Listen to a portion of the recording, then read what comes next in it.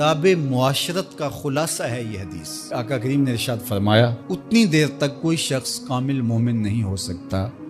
جب تک وہ اپنے مومن بھائی کے لیے وہ پسند نہ کرے جو اپنے لیے پسند کرتا ہے۔ ایک اچھا معاشرہ تشکیل دینے کے لیے آپ کو کوئی رہنما اصول چاہیے گا تو اس سے بہتر آپ کو کوئی اصول نہیں ملے گا۔ اپنے لیے بہرحال بندہ بہتر ہی چاہتا ہے، تو جب وہ اس مزاج میں ڈھل جائے کہ میں اپنے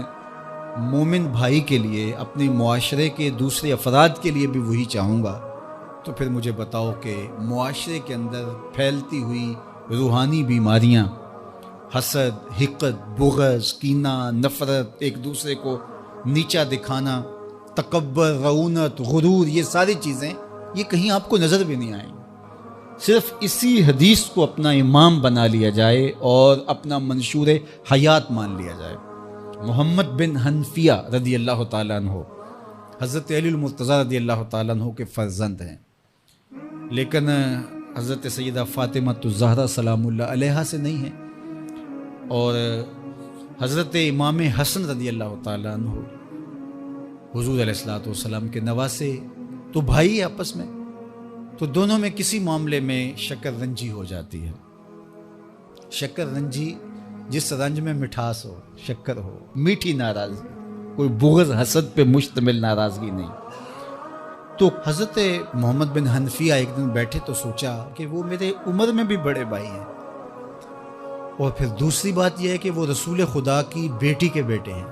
ان کا یہ اعزاز ہے، بہرحال مجھے تو یہ اعزاز نہیں ہے، پھر جوانان جنت کے سردار بھی ہیں، تو میں ان سے ناراض ہوں، وہ میرے سے ناراض ہیں، تو بات بھی کوئی اتنی خاص نہیں، تو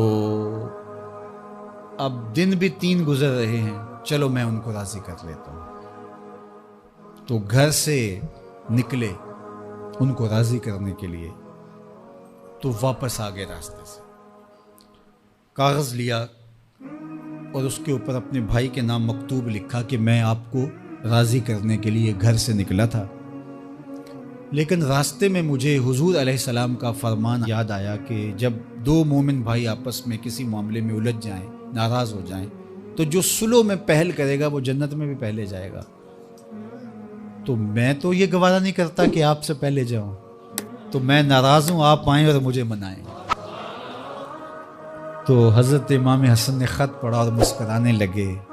اور آپ تیزی کے ساتھ تشریف لائے اور اپنے بھائی کو کہا اچھا مان جاؤ پھر، تو وہ مننے کے لیے تو پہلے ہی تیار تھے نا۔ تو جب آپ اپنے مومن بھائی کے لیے وہ پسند کریں گے جو اپنے لیے پسند کرتے ہیں، تو پھر زندگی گزارنے کا مزہ آنے لگے گا۔ نفس روکتا ہے یہ چیز میرے پاس ہے اس کے پاس نہ ہو، یہ اعزاز میرے پاس ہے اس کے پاس نہ ہو، اور اس کی ایک اپنی لذت ہے اور وہ مادی لذت ہے، اور ایک ہے باطن کی روح کی لذت۔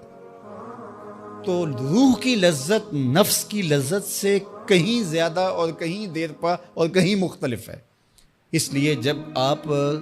قربانی دیتے ہیں، ایثار کرتے ہیں یا کسی کو ترجیح دیتے ہیں، تو اس کی جو روحانی لذت ہے، آپ کو بھوک لگی ہوئی ہے تو آپ کو